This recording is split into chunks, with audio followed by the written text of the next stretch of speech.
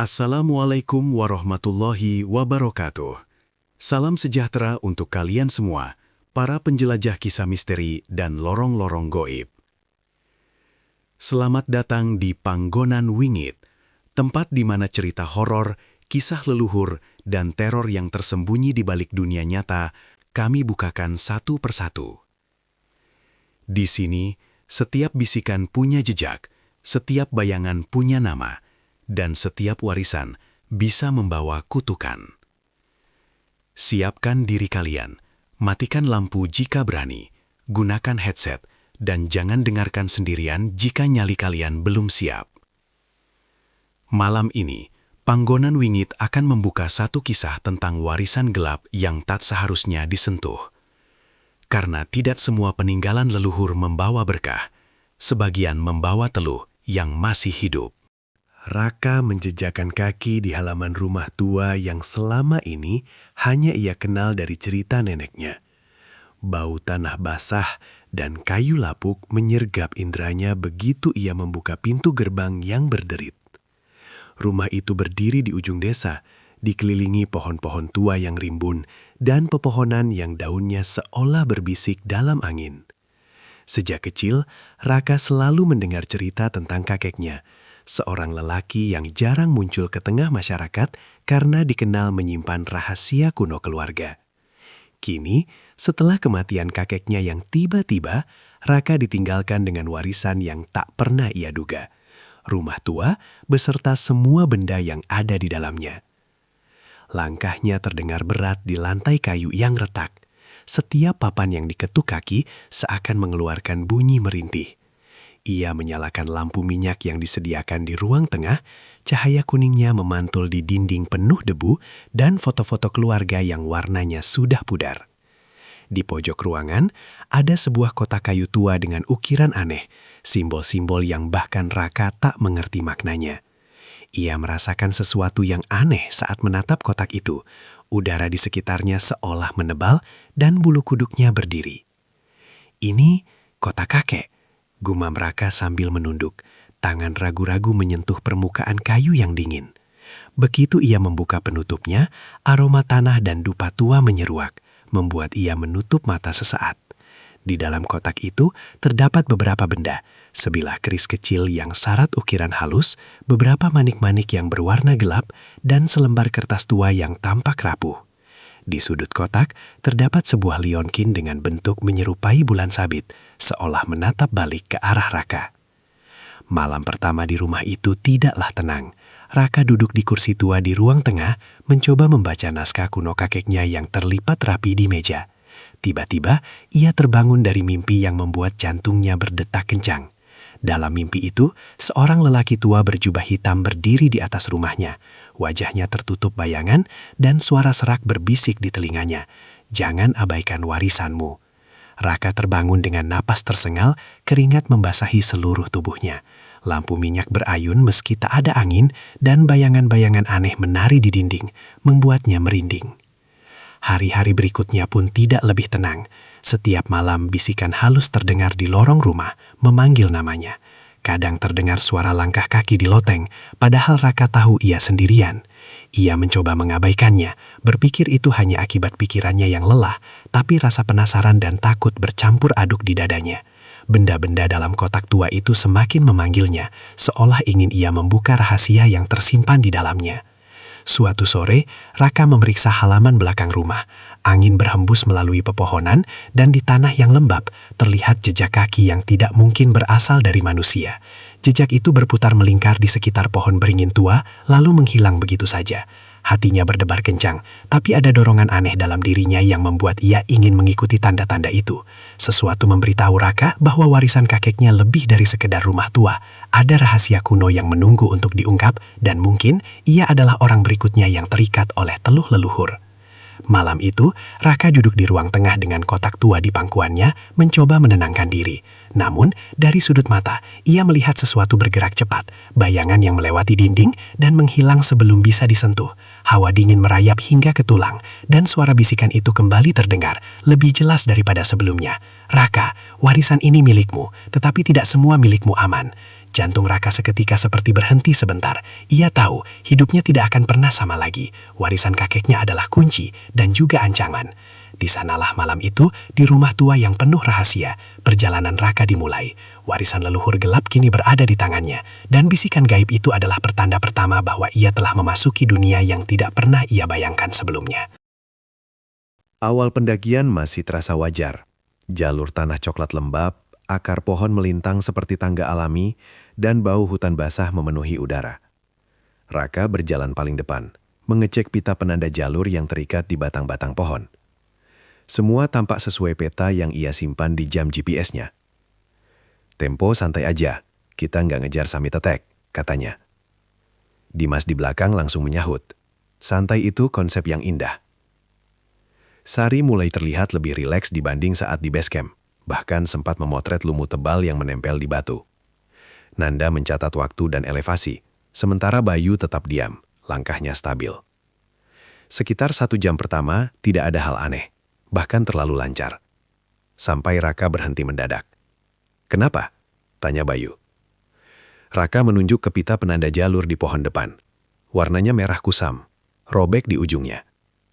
"Ini harusnya di kiri jalur, bukan kanan," katanya pelan. "Memang beda?" tanya Nanda. "Biasanya konsisten, yang pasang jalur nggak asal." Dimas mendekat. "Mungkin yang lama copot, diganti baru." Raka tidak langsung menjawab. Ia mengecek GPS. Garis jalur masih benar. Mereka lanjut. 10 menit kemudian ada pita merah lagi. Di kanan. Lalu berikutnya, di kanan lagi. "Lucu," gumam Raka. "Harusnya sikser penempatannya, biar kelihatan dari 2 arah." "Berarti yang pasang malas," kata Dimas enteng. Hutan mulai terasa lebih rapat. Angin hampir tidak ada. Suara dedaunan pun minim. Yang terdengar hanya napas dan gesekan sepatu mereka. Sari memperlambat langkah. "Kalian ngerasa nggak sih? Kayak dari tadi jalurnya muter bentuknya," tanyanya. "Namanya juga gunung," jawab Dimas. "Nggak ada jalan tol lurus." "Bukan itu. Pohon yang itu." Sari menunjuk batang besar bercabang 3. "Kayaknya kita sudah lewat." Nanda menoleh. "Nggak mungkin. Elevasi naik terus." Raka menatap pohon itu cukup lama. Ada goresan di kulit batangnya, seperti tanda 3 garis sejajar. Ia membuka galeri foto di ponselnya. Scroll. Berhenti. Ada foto Sari 10 menit lalu, dengan latar pohon bercabang 3 yang sama. Tidak ada yang bicara beberapa detik. "Perasaan doang," kata Dimas, tapi suaranya lebih pelan. Mereka lanjut. Kali ini lebih waspada. Tak lama kemudian jalur membuka ke sebuah area datar kecil. Terlalu datar untuk ukuran lereng gunung. Tanahnya keabu-abuan, seperti pernah terbakar. Di tengahnya ada lingkaran bekas abu dan arang, sudah lama dingin. Di sekelilingnya ada sisa benda, bunga kering, pecahan cangkang telur, dan kain putih kotor setengah tertimbun tanah. Nanda berbisik, "Ini bekas ritual." "Pendaki juga kadang bikin api unggun," kata Dimas. "Api unggun nggak pakai bunga 7 rupa," jawab Nanda. Sari merapat ke Bayu. "Kita jangan lama-lama di sini." Raka mengangguk. "Kita lewat pinggir saja." Saat mereka berjalan memutari area itu, Bayu tiba-tiba berhenti. "Ada apa?" tanya Raka. Bayu tidak langsung menjawab. Matanya menyapu pepohonan. "Kayak ada yang berdiri di sana dari tadi." "Siapa?" "Makanya, gak tahu, tapi rasanya dilihatin." Dimas menoleh ke arah yang ditunjuk. "Kosong, hanya batang dan semak." "Perasaan," katanya. Bayu tidak membantah, tapi juga tidak terlihat yakin. Mereka kembali masuk jalur. Namun sejak melewati lingkaran abu itu, suasana berubah. Udara terasa lebih berat. Bau tanah jadi lebih tajam, hampir anyir. Lalu terdengar suara.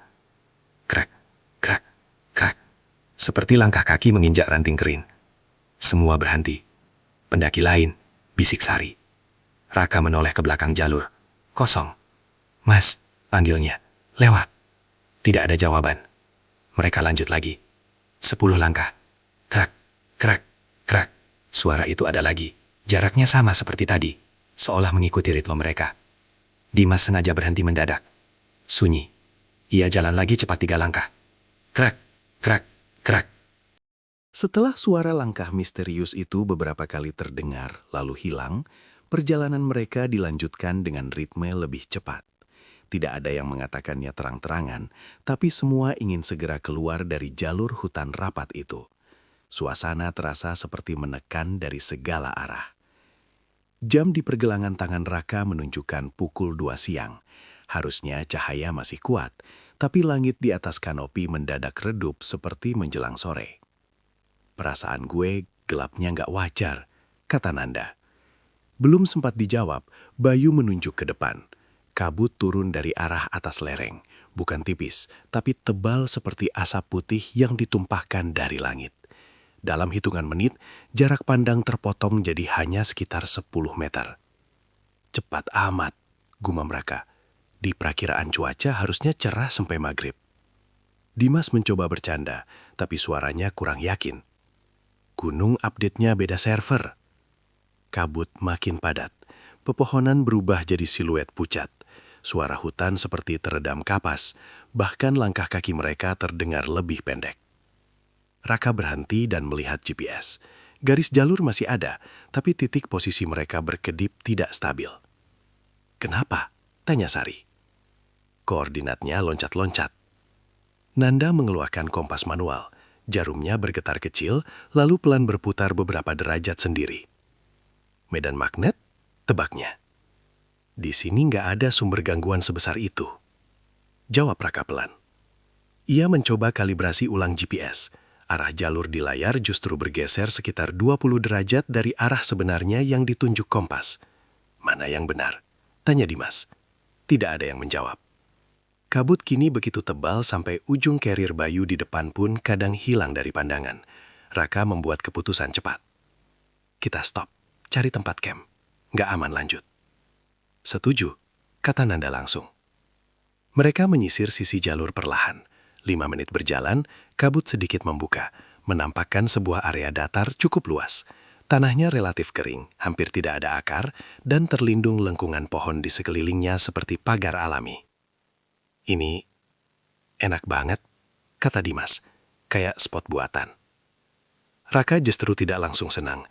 Kalimat penjaga basecamp teringat jelas, "Jangan dirikan tenda di tanah yang terlalu rata." Tapi pilihan mereka sedikit. "Opsinya cuma ini," kata Bayu pendek. Raka menimbang beberapa detik, lalu mengangguk. "Kita camp. Rapatkan tenda." Mereka mendirikan 2 tenda. Kabut menggantung rendah, membuat suara kecil terasa dekat. Aktivitas sore berlangsung cepat dan senyap. Masak, makan, cek logistik. Tidak ada yang benar-benar banyak bicara. Menjelang malam, suhu turun drastis. Sekitar pukul 8 saat mereka sudah di dalam tenda, gangguan pertama datang. Halus. "Ada yang bawa parfum?" tanya Sari dari dalam tenda cewek. "Parfum apaan?" sahut Dimas dari tenda sebelah. "Bau melati. Kuat banget." Raka mengendus udara. Benar. Harum melati segar, kontras dengan bau tanah dan daun basah. Terlalu wangi untuk ukuran hutan ketinggian. "Angin bawa dari bawah mungkin," kata Nanda. Tapi nadanya ragu. 10 menit kemudian, terdengar suara seperti orang berbisik. Tidak jelas kata-katanya. Seperti 2 orang berbicara sangat pelan di luar tenda. Dimas membuka sedikit resleting. "Mas," panggilnya. Tidak ada siapapun. Kabut gelap, pohon diam. Resleting ditutup lagi. Tak lama. Kres. Kres. Suara seperti tangan mengusap kain tenda dari luar. Sari tercekat. "Rak, itu apa?" "Mungkin ranting kena angin," jawab Raka, walau tidak ada angin terasa. Sentuhan itu terjadi lagi, lebih panjang, dari sisi kiri ke kanan, seperti seseorang meraba permukaan tenda mencari celah. Bayu dari tenda sebelah mengetuk dinding kain. "Kalian juga dengar?" "Iya," jawab Raka. Mereka sepakat diam, tidak membuka tenda lagi. Malam makin larut. Hutan terasa terlalu sunyi. Lalu terdengar suara pelan. Sangat dekat. Tepat di luar tenda Raka dan Dimas. "Dim, Mas." Dimas membeku. Itu suara perempuan. Lembut. jelas memanggil namanya dengan jeda yang familiar. Dim. Malam sudah lewat tengah ketika udara di dalam tenda terasa semakin dingin. Raka masih belum tidur. Tangannya tetap mencengkram lengan Dimas sejak Suha itu memanggil namanya. Tidak ada panggilan lanjutan selama beberapa menit. Justru itu yang membuat suasana makin menekan. Sunyi yang tidak normal. Biasanya malam hutan tetap punya suara. Serangga, gesek daun, atau angin tipis. Tapi sekarang seperti semua dimatikan sekaligus. Dimas berbisik sangat pelan. Itu suara siapa? Raka menggeleng. Ingat kata penjaga basecamp. Jangan dijawab, balas Dimas lirih. Beberapa menit berlalu, mereka hampir mengira gangguan itu selesai, sampai terdengar suara lain. Kali ini berbeda, bukan bisikan lembut. Terdengar seperti orang menahan sakit. Tolong, serak, lemah, seperti seseorang kelelahan. Datangnya dari depan tenda. Sari langsung terdengar dari tenda sebelah, suaranya gemetah. Kalian dengar juga? Iya, jawab Nanda. Dingin. Suara itu kini lebih jelas. Suara perempuan muda. Terputus-putus, seolah orang tersesat. Refleks Dimas meraih resleting. Pendaki nyasar. Tangan Raka menahan lagi, lebih keras. Jangan. Kalau beneran orang gimana? Suara itu datang lagi. Kali ini disertai batuk kecil. Bayu dari tenda samping berkata pelan tapi tegas. Gak ada langkah naik. Dari tadi tanah gak bunyi. Kalimat itu membuat Dimas berhenti. Karena benar, tidak ada suara orang berjalan mendekat sejak panggilan pertama. Tiba-tiba saja suara itu sudah ada di depan. Mas, buka. Sari mulai menangis tertahan. Itu dekat banget. Resleting tenda mereka bergetar kecil. Bukan tertarik, tapi seperti ditekan dari luar oleh jari. Sekali, dua kali, lalu berhenti. Napas semua orang tertahan. Raka mematikan lampu headlamp di dalam tenda. Gelap total. Mereka duduk diam hampir 1 menit penuh. Kemudian, dari balik kabut di luar, terlihat bayangan. Siluet tinggi berdiri sekitar 5 meter di depan tenda. Terlihat samar lewat kain tipis yang memutih oleh embun. Bentuknya seperti orang, tapi terlalu tegak, tidak bergerak, tidak bergeser, hanya berdiri. Dimas menatap dengan mata melebar. Rak, ada orang. Raka tidak menjawab, karena bayangan itu tidak menunjukkan gerakan sekecil apapun, bahkan tidak bergoyang seperti manusia bernapas. Nanda di tenda sebelah berbisik, jangan ada yang keluar, jangan disenter.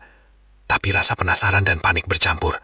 Dimas berlahan mengangkat ponselnya, mode kamera, tanpa flash, mengarah ke depan tenda. Klik, ia menurunkan ponsel. Bayangan masih ada. 5 detik, 10 detik. Lalu kabut bergerak lebih tebal, dan siluet itu hilang seperti terhapus. Kemana? Bisik Sari. Tidak ada jawaban. Dan tepat setelah itu, semua suara hutan lenyap total. Bukan berlahan, langsung mati. Tidak ada serangga. Tidak ada angin, tidak ada daun jatuh. Seperti dunia di luar tenda berhenti bernapas. Raka merasakan telinganya berdenging karena sunyi yang terlalu dalam. Bayu berbisik satu kalimat yang membuat dada semua orang mengeras. Ini bukan gangguan kecil lagi. Tidak ada yang tidur setelah itu. Sekitar pukul 3 lewat, Dimas membuka kembali hasil foto yang tadi diambil. Awalnya terlihat biasa, kabut putih, bayangan pohon. Lalu ia zoom. Di antara 2 batang pinus, ada bentuk wajah. Pucat, lonjong, kepala sedikit miring. Mata gelap menatap lurus ke arah kamera. Berdiri lebih jauh dari posisi bayangan yang mereka lihat. Artinya, yang difoto bukan yang berdiri di depan tenda. Dimas tidak jadi menunjukkan ke yang lain. Karena di luar, sesuatu kembali menyentuh kain tenda. Pelan, seolah masih menunggu dijawab.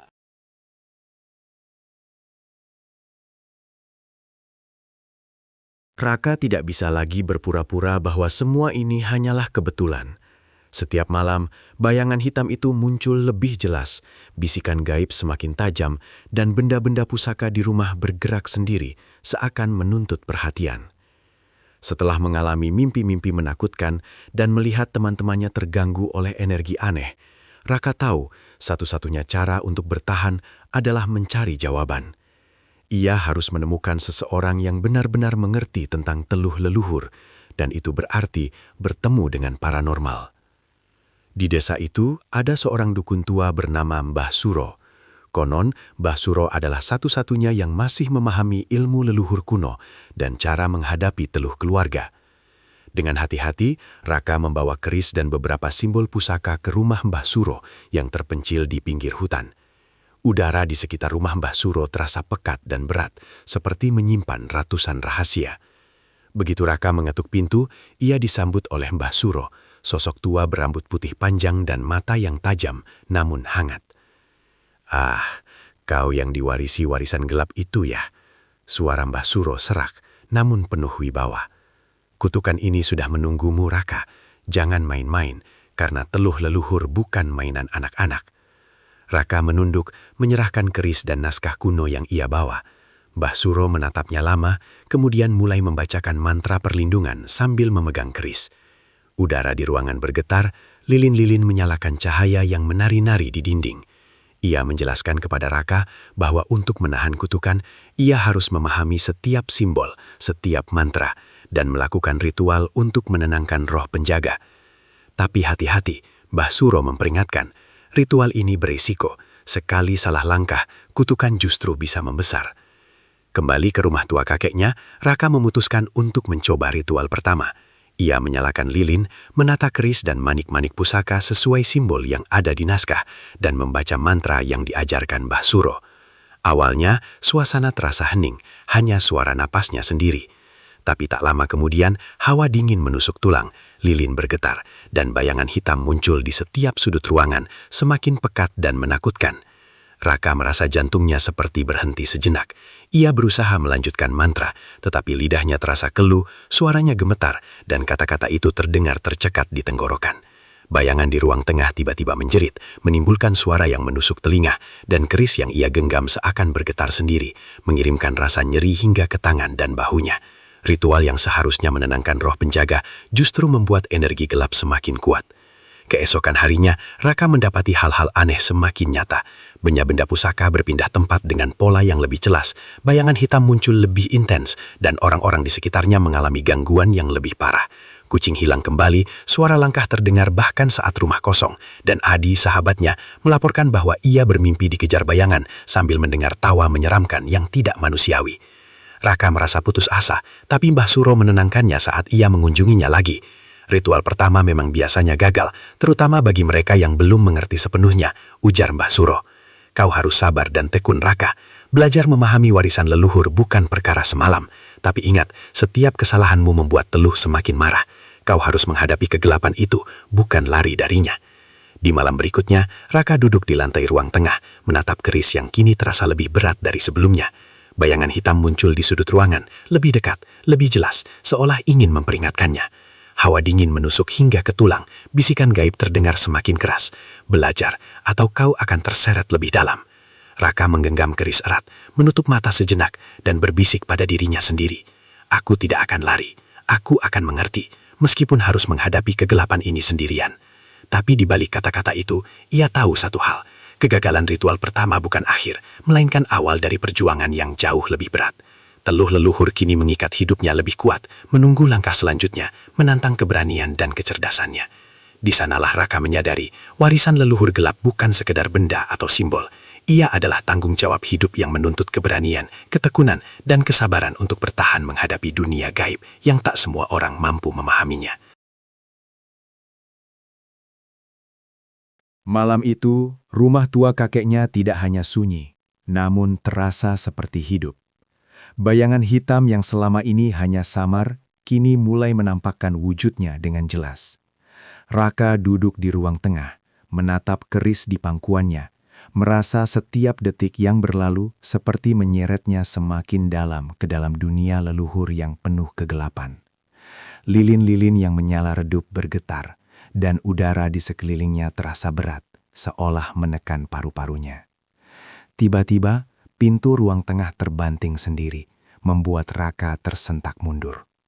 Dari balik jendela, bayangan tinggi muncul, berwujud sosok lelaki tua berpakaian hitam panjang. Wajahnya tertutup kabut gelap, hanya mata yang memancarkan cahaya merah redup. Sosok itu menatap Raka dengan intensitas yang menusuk. "Raka, kau durhaka pada warisanmu." Suara seraknya terdengar seperti berasal dari perut bumi, mengguncang seluruh ruangan. Raka menahan napas, mencoba tetap tenang. Tapi bayangan itu tidak berhenti. Ia bergerak mendekat, dan dari tubuhnya keluar kabut gelap yang menyelimuti seluruh rumah. Setiap langkah sosok itu memicu benda-benda di rumah bergerak sendiri. Lampu minyak berterbangan, kursi terbalik, dan buku-buku berterbangan di udara. Kucing peliharaan yang sempat hilang muncul tiba-tiba. Bulunya berdiri dan matanya melotot penuh ketakutan sebelum hilang lagi dalam kegelapan. Di luar ruang tengah, terdengar teriakan ibunya. Raka berlari ke dapur dan menemukan ibunya terjatuh, terhuyung-huyung, menahan dada seolah kesakitan. Panci yang tadi ia gunakan untuk menyiapkan makanannya jatuh sendiri. Api dari kompor menyala secara tiba-tiba, dan suara bisikan gaib memenuhi rumah. "Warisan ini bukan sekadar benda, kau harus membayar harga." Raka menyadari satu hal yang menakutkan. Teluh leluhur kini tidak lagi sekadar mengancam melalui tanda-tanda halus. Roh penjaga telah menjadi agresif, menguji ketahanan dan keberanian manusia yang mencoba memahami warisan gelap itu.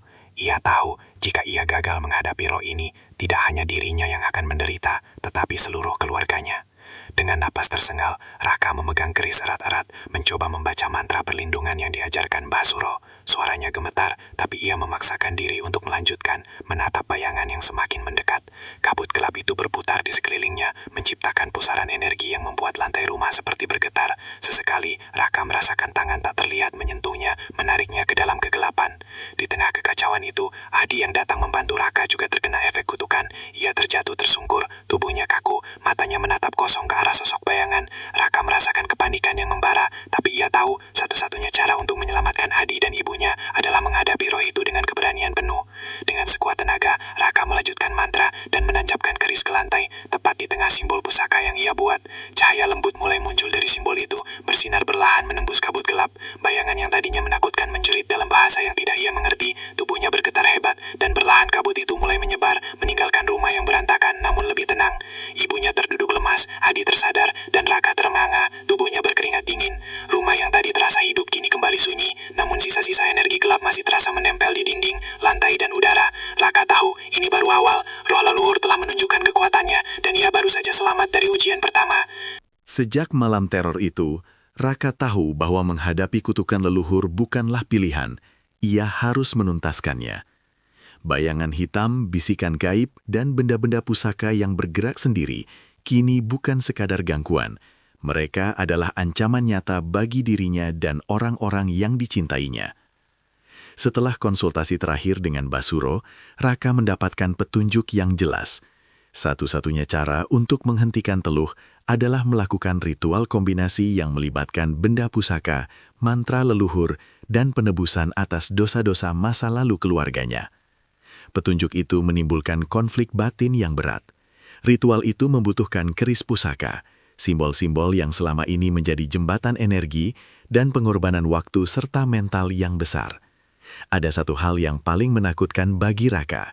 Sebagian ritual mengharuskan ia menghancurkan benda pusaka keluarganya sendiri, sesuatu yang diwariskan turun-temurun. Di satu sisi, benda itu adalah bukti sejarah keluarga, warisan kakeknya yang penuh rahasia. Di sisi lain, jika tidak dihancurkan, kutukan bisa terus membayangi hidupnya dan membahayakan orang-orang di sekitarnya. Raka menatap keris di pangkuannya, merasakan beratnya tanggung jawab. Ia menutup mata sejenak, mengingat kata-kata Mbah Suro. "Raka, warisan leluhur tidak hanya soal benda, tapi soal hati dan keberanian. Kau harus memilih, menghormati warisan atau menghancurkannya demi keselamatan semua orang." Dengan napas berat, Raka akhirnya mengambil keputusan. Ia tidak akan membiarkan kutukan itu membahayakan ibunya, sahabatnya, atau bahkan dirinya sendiri. Ia menyiapkan altar di ruang tengah, menata keris, manik-manik pusaka, dan simbol yang ia salin dari naskah kuno. Lilin-lilin dinyalakan, minyak wangi pembakar diletakkan untuk memanggil energi positif, dan Raka mulai membaca mantra perlindungan dengan suara yang tegas namun bergetar. Begitu ritual dimulai, udara di rumah berubah. Kabut dingin muncul dari sudut-sudut ruang, bayangan hitam bergerak liar, dan suara bisikan menyeruak ke setiap telinga. Keris di tangan Raka bergetar hebat, seakan menuntut perhatian terakhir. Ia tahu ritual ini akan menentukan nasib semua yang ada di rumah ini. Dengan tekad penuh, Raka menancapkan keris ke lantai, tepat di tengah simbol pusaka. Ia mulai menghancurkan sebagian benda pusaka, manik-manik dan simbol kayu yang sudah menua, dengan hati yang bergetar, mengetahui bahwa setiap pecahan adalah bagian dari sejarah keluarganya. Energi gaib meningkat drastis, bayangan hitam menjerit, menciptakan pusaran gelap yang membuat lilin-lilin mati seketika. Suara gemuruh memenuhi rumah, dan Raka merasa tubuhnya seperti ditarik ke dalam kegelapan. Namun ia terus membaca mantra, menguatkan dirinya dengan keyakinan bahwa ritual ini adalah satu-satunya jalan. Tangan dan keringatnya bergetar, napasnya tersengal, tapi tekadnya tidak goyah. Lambat laun, cahaya lembit mulai muncul dari simbol yang dihancurkan, menyebar ke seluruh ruangan. Bayangan hitam menjerit terakhir kali sebelum perlahan memudar, meninggalkan udara yang kini terasa lebih ringan.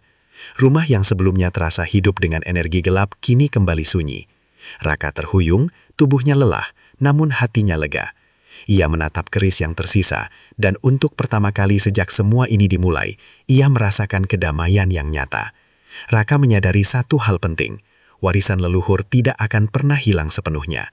Ia telah menghormati masa lalu dengan menghadapi kegelapan, membayar harga yang dituntut oleh roh leluhur, dan menebus kesalahan yang tersisa. Tetapi sekarang, kutukan yang menempel pada keluarganya telah berhasil diredam, dan ancaman yang dulu mengintai hidupnya perlahan hilang. Di malam yang tenang itu, Raka duduk di ruang tengah, menatap rumah tua kakeknya yang kini sunyi. Ia berbisik pada dirinya sendiri, "Aku selamat, dan aku telah menghormati warisan ini dengan caraku sendiri. Tidak lagi takut, tetapi belajar dari sejarah yang tersembunyi." Namun di sudut hatinya, Raka tahu, meskipun kegelapan telah surut untuk saat ini, dunia gaib dan teluh leluhur tidak pernah benar-benar pergi. Mereka menunggu, selalu mengawasi, siap menguji generasi berikutnya. Tetapi malam itu, Raka telah menaklukkan kegelapan, setidaknya untuk... Sejak ritual terakhir itu, rumah tua kakek Raka terasa berbeda. Udara yang dulu pekat dengan energi gelap, kini lebih ringan. Meski sesekali masih ada hawa dingin yang berembus di lorong-lorong. Bayangan hitam yang selama ini menghantui setiap sudut ruangan, lenyap. Dan bisikan gaib hanya terdengar sesekali, samar, seolah mengingatkan bahwa dunia leluhur tidak pernah benar-benar hilang. Raka menatap keris yang tersisa di altar, simbol terakhir dari warisan keluarganya. Ia mengelus gagang kayu yang dingin, mengingat malam-malam penuh teror, kegagalan ritual pertama, dan perjuangan menghadapi roh penjaga yang agresif. Kini, ia menyadari satu hal penting, warisan leluhur bukan sekedar benda pusaka, bukan sekedar simbol atau mantra, melainkan tanggung jawab dan pemahaman terhadap masa lalu, yang menuntut keberanian dan pengorbanan. Kucing peliharaan yang hilang selama beberapa hari muncul kembali di depan pintu. Bulunya berdiri sedikit, namun matanya tampak lebih tenang. Adi, sahabatnya, duduk di kursi dekat Raka. Wajahnya pucat, namun tersenyum lega. Ibunya pun menyiapkan teh hangat. Suaranya lembut, namun lebih ringan dibanding beberapa minggu terakhir. Semua orang yang Raka cintai kini aman, setidaknya untuk saat ini. Namun, sisa misteri masih terasa. Saat Raka menatap naskah kuno yang tersisa di rak, beberapa simbol tampak bergetar samar, seolah memberi pesan tak berdengar. Ia tahu bahwa meski kutukan besar telah berhasil diredam, energi leluhur tetap hidup, menunggu, dan selalu mengawasi. Warisan gelap ini bukan lagi ancaman langsung, tapi menjadi pengingat bahwa sejarah keluarga menyimpan kekuatan yang harus dihormati. Raka berjalan ke halaman belakang rumah. Pohon beringin tua yang dulu terlihat menakutkan, kini tampak lebih teduh. Dedaunannya bergoyang pelan oleh angin sore. Ia menutup mata sejenak, menghirup aroma tanah basah, dan merasakan kedamaian yang jarang ia temukan di kota. Dalam hatinya, ia bertekad untuk menjaga warisan leluhur dengan cara yang berbeda. Tidak lagi takut, tetapi menghormati dan belajar dari masa lalu. Tetapi alam gaib, seperti halnya sejarah, tidak pernah benar-benar tertutup. Saat Raka kembali ke ruang tengah, sebuah bayangan samar melintas di sudut mata. Sekilas, terlihat seperti sosok kakeknya yang tersenyum samar, lalu menghilang secepat kilat. Raka menelan ludah, tersenyum tipis, dan berbisik. Aku mengerti, tapi aku siap menghadapi apapun yang datang berikutnya. Malam itu ia menyalakan lilin di altar terakhir, duduk di lantai dengan keris di pangkuan, dan membuka naskah kuno sekali lagi. Beberapa mantra masih terbaca, beberapa simbol masih hidup dengan energi lembut. Ia tahu, pemahaman ini adalah awal dari perjalanan baru. Bukan hanya sebagai pewaris benda pusaka, tetapi sebagai penjaga warisan leluhur yang penuh misteri. Di luar jendela, angin malam berhembus pelan, membawa bisikan samar yang terdengar seperti tawa lembut dari masa lalu. Raka tersenyum tipis, menyadari bahwa dunia gaib selalu ada, selalu mengawasi, dan selalu menantang. Warisan gelap ini kini menjadi bagian dari hidupnya, bukan sebagai kutukan menakutkan, tetapi sebagai pelajaran, pengingat, dan kekuatan yang membentuknya.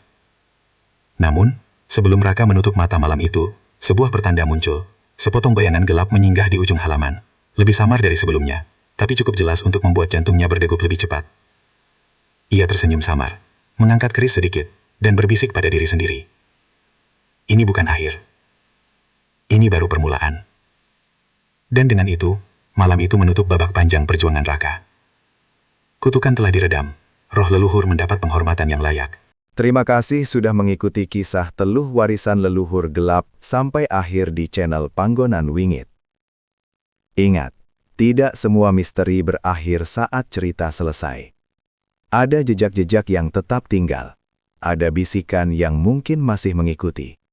Dan bisa jadi, warisan itu tidak benar-benar hilang, hanya menunggu untuk ditemukan kembali.